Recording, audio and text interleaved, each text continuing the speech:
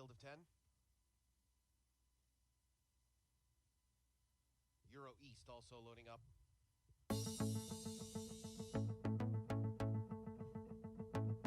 Euro East is in now, last battle. Hello and welcome to the T3 Handicapping YouTube channel. I'm Chris from T3 Handicapping, and I'm here to bring you a lightning round from Aqueduct on what would be Friday, January 7th, 2022. Thank you for tuning in. If you're new to the channel, make sure that you like and subscribe. We really appreciate it. If you're a returner and you haven't done so yet, please do so as well. I want to start off by apologizing for not getting content out last night for today's card. I had some soccer training to do and just didn't get home till late. So I'll try and keep it as daily as possible going through the weekend. I know that's what most people are playing. Unfortunately, couldn't get one out for today's cards. As it turned out, that was probably an okay thing anyway. So we're going to talk Aqueduct on Friday. Let's get after it. Before we jump into the card, though, as always, I'd like to go over the ways you can get in touch with us. The easiest way is to get to our website, t3handicapping.weebly.com. We got lots of content on there that you can follow along with. But most importantly, that's where you can purchase our monthly packages. Just $10 gets you access to 30 days worth of stuff. If you purchase today, that will take you through the Pegasus World Cup. So really good value right now. You're going to get some big races. We are looking to run a Pegasus World Cup race contest as well. So if you participated in the last one for the Smarty Jones, we'll be doing another one for the Pegasus as well. So we had a lot of fun with that, and we're going to do it again. You can always find us here on YouTube. Again, like and subscribe. That'll make sure that you always get access to all of our content.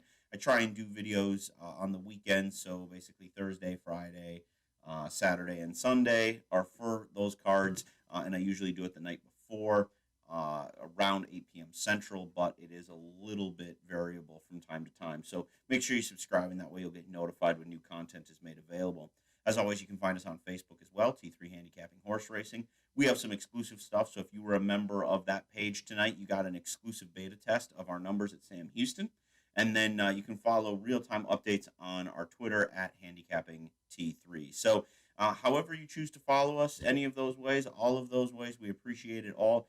It's kind of a one-man team over here right now, so I appreciate any of the help you can get on spreading the word about T3 Handicapping.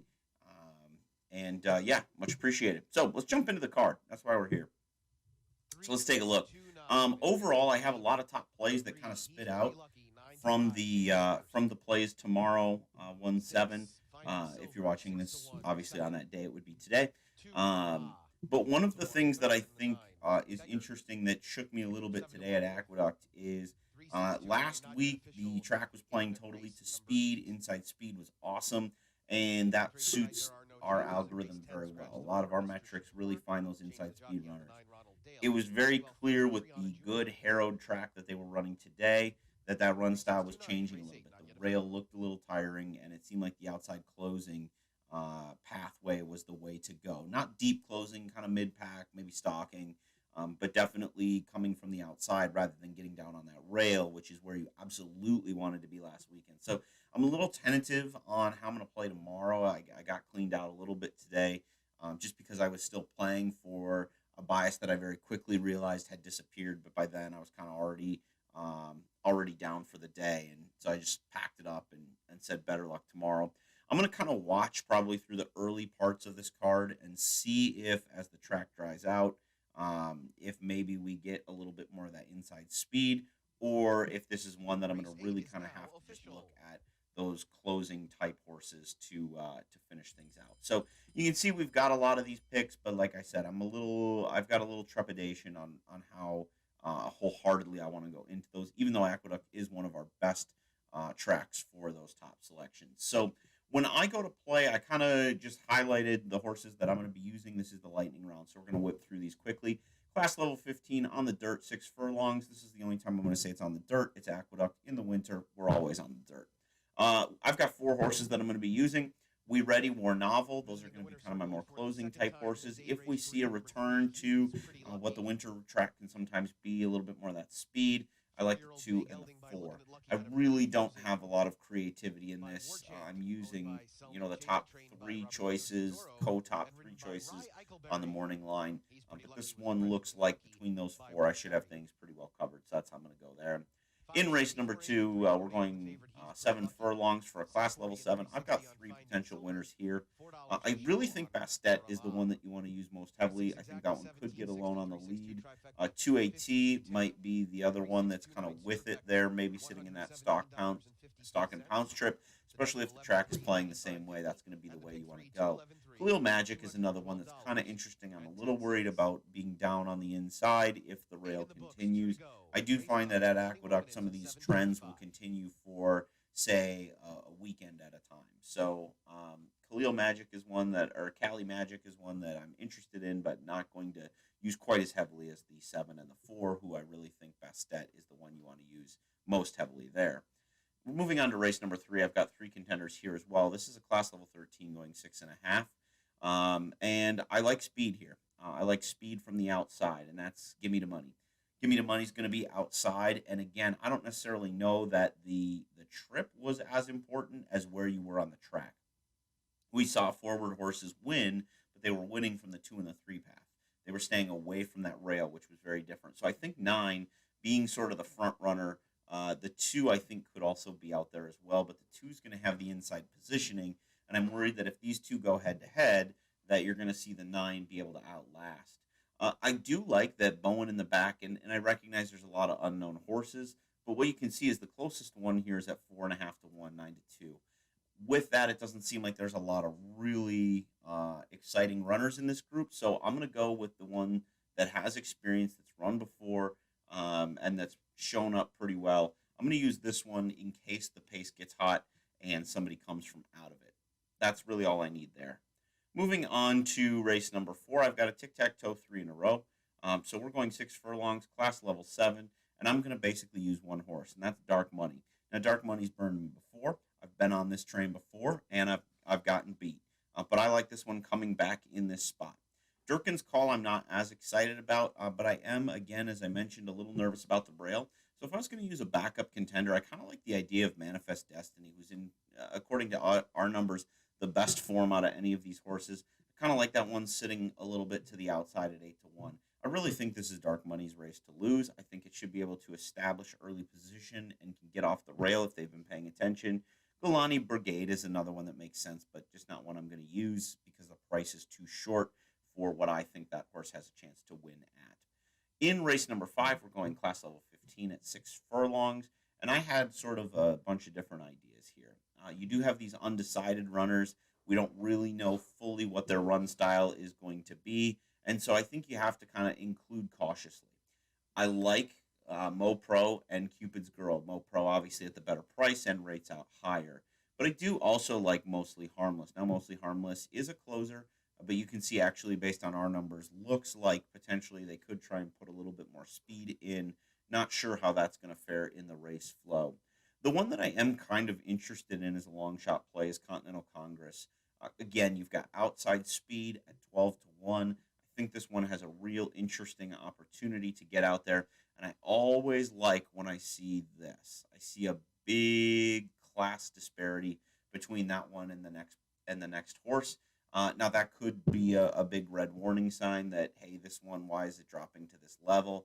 But I just think with the early speed and getting the class relief, that might be one that sneaks up at a big price. I don't love a ton of prices on this card, and so if I can find one there, I will. In this case, race number 6 is a class level 12, going 7 furlongs, and I like 3 horses, but I really like 2 horses. My top 2 horses are the entry. With that being said, I'm a little nervous because I think both horses will draw interest of the crowd, and that means this entry is going to get just blown off the tote board. That means I'm not going to have very much of a price, but if I were going to use a price horse, I would be using Shadow Lamo from the 9 post again. That seems to be a popular post for me tonight.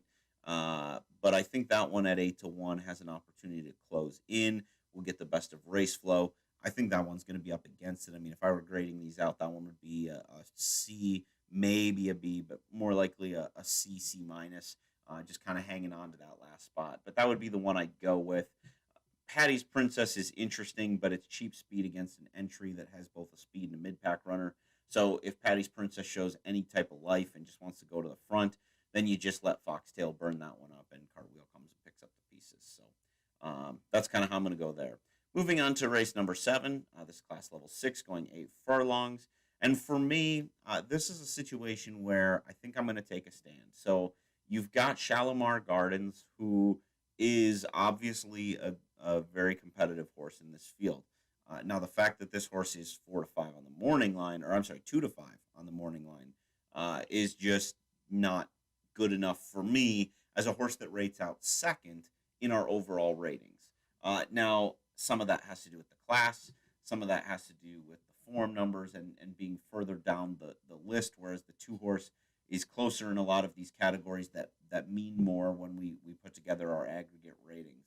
But I don't ever like to see a horse sub even money that isn't rated as first on our system. And so, honestly, I'm going to be playing as I have been all year.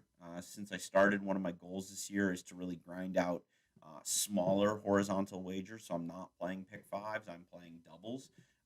My goal here is going to be to say this horse is a massive underlay. Even though it's the most likely winner, I'm just not going to use it. I'm going to focus on that is key at 15 to 1. That is kind of my big price play of the day.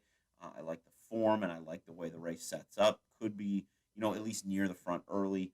That's what I'm really interested in. And then if things do get hot up front, which our pace projector says that it could, then I've got number 4, Voice of Spring, that could be closing at 9 to 2. 9 to 2 should be a good price on that one because even though it's a second choice, I'm going to burn a lot of tickets on a really heavy favorite. A lot of people I think are going to be singled through the ones. So we've seen short prices go down, typically not at a low class level like this, but stranger things have happened. So that's how I'm going to try and play that race. And I can do that now. I can play with those horses and then come into a lot of different horses here. And, I kind of like a lot of horses at middle prices, but the favorites at a middle price. I mean, you've got a favorite in the Honorable Ruth at 7 to 2, which makes sense on paper. I totally get the desire to make Honorable Ruth the favorite, but I do think there are other places to go. I'm not thrilled with Endless Crusade as the second choice. I think there are other ways you can go in this situation. The ones that I do like, Half Birthday, you've got the class, and a pretty sizable class edge. You've got Connections, and then you've got it kind of just lightly popping up in some of these other spaces. Rock Lobster, I think, is really interesting. You take this form. I love using form in high class levels because with these low level horses, sometimes that form is all you need, right? They're getting ready to round into a big performance. You've also got the unknown factor of this one, so there's room to grow here, really.